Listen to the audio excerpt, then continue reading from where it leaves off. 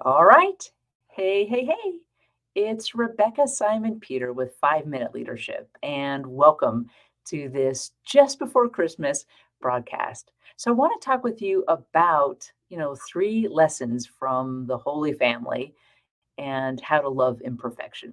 So, when we think about Christmas, I always think about the Christmas card scenes, the Mary in the manger holding Jesus, and Joseph is there, and shepherds, and an angel, and stars, and there's animals, and it's just idyllic.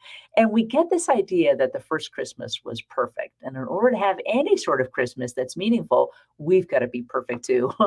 I don't know about you, but I've been through a lot of Christmases. I can't think of a one maybe that was perfect. So the first thing I want to tell you is that Christmas does not have to be perfect in order to be holy, in order to be meaningful, and in order to draw your people closer to God. So let's look at three lessons from the first family, from the Holy Family, about Christmas. And the first one is that watch for God in the tight places. It was a very tough journey for Joseph and Mary as they traveled from their origin to Bethlehem to be counted in the census.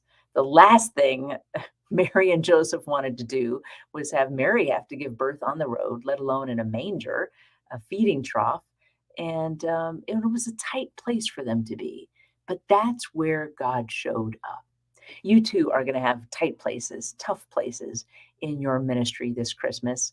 Who knows exactly what that will look like, if it's the crazy weather that we're dealing with, if it's having to rearrange church services, if it's having to open up your sanctuary, wanting to open up your sanctuary to the homeless community, rather than hosting warm, cheery Christmas services. Like, what if it's either or?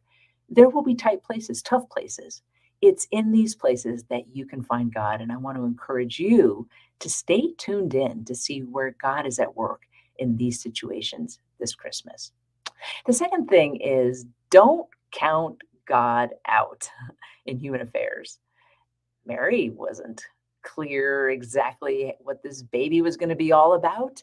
And the dream that she said yes, even without fully understanding it.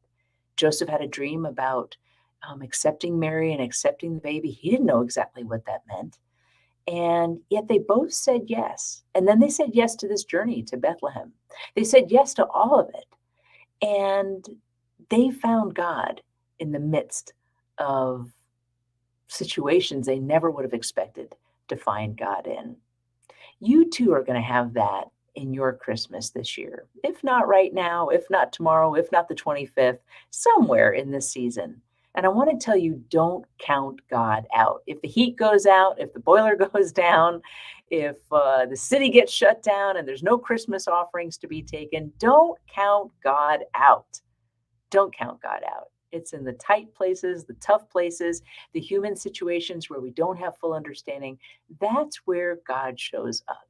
So that's the second lesson from the Holy Family that I want you to keep in mind this year as you journey towards Christmas. I think one thing that people don't often realize, unless you're a leader, is that leaders are under a lot of stress during this time of year. Our focus is on the families and making sure that families and individuals and the old people and the young people and everybody, has this opportunity to have an amazing Christmas experience. But most folks don't know the stress that you, as the leader, are under. So I just want you to know, I got it. And that's what this 5 Minute Leadership is about. It's really for you today to relax and to breathe and to this time, so that you can experience God too. Not just be putting on a wonderful experience for your people, but for you too to have that spiritual depth, that spiritual connection with God that will keep you going all year round. All right, so our third lesson from the Holy Family is this: it's in the imperfections that the holy shines through. It's in the imperfections that the holy shines through. Now, I think if Mary and Joseph had happened upon a Motel 6 and the innkeeper said, "Hey, we have the light on for you, and here's some warm cookies, here's some bottled water, let me get your reward points."